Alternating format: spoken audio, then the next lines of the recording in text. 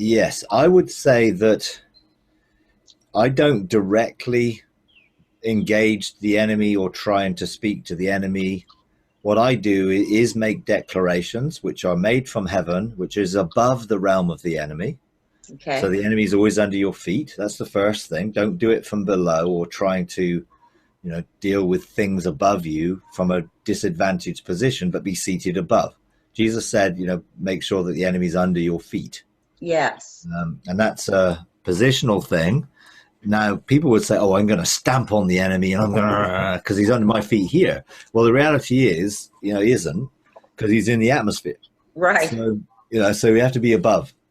So first, operate from the realms of heaven, and then what I'm looking to do is start to legislate, rule, govern, establish the kingdom.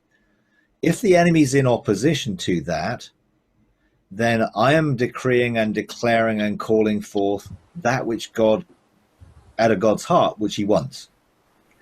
That then is the declaration that creates around us the reality that comes out of God's heart.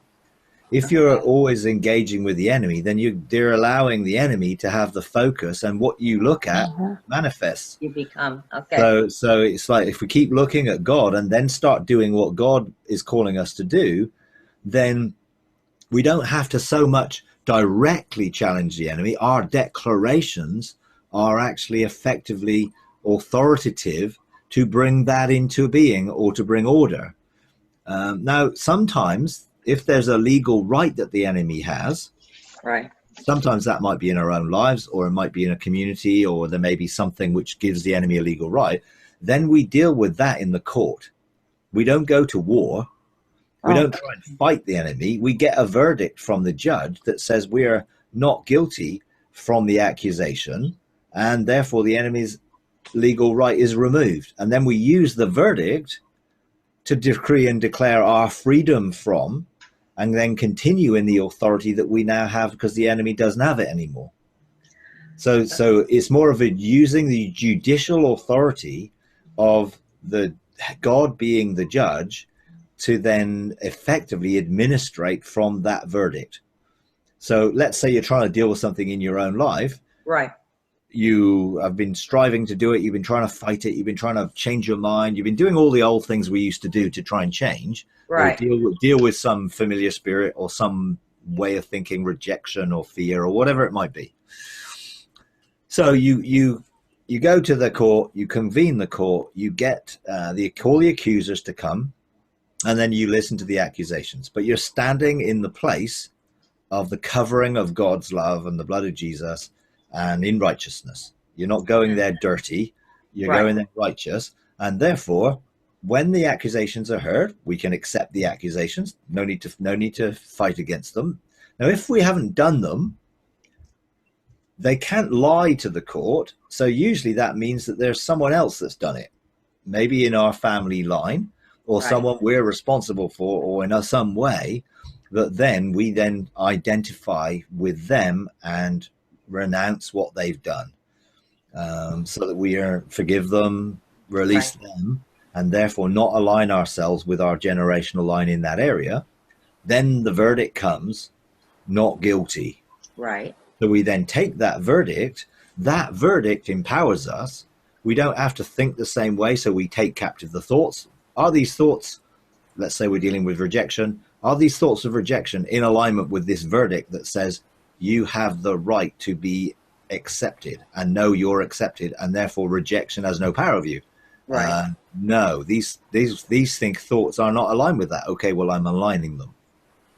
So I'm not taking that thought and using it. I am rejecting that thought because it is no longer in alignment with the truth that I have as an authorized verdict from God, who's my judge, and he's my dad. So he's Right. a good judge to have. He's your dad. He's pretty much going to be on your side. Right. Right. So then, oftentimes people try then, or maybe just think, "Oh, I got a verdict. Everything will be fine." No, you have to use the verdict because the enemy sometimes doesn't just go away. Right. You've got to make him realize that you know your authority, so there's no point hanging around. And by agreeing with him again, you come under the thinking which was, let's say, your rejection thinking in the first place. So every time a thought or someone, because people will reject you, irrespective of whether you're suffering from a spirit of rejection, people reject us all the time, one way or another, but we don't have to let it affect us. Right. And if we know we're accepted by God, people's rejection has much less effect. Doesn't mean we don't have to deal with the emotions or forgive them. Sure. We do, but it's not gonna cause us to be completely unable to act or whatever. I'm incapacitated by rejection.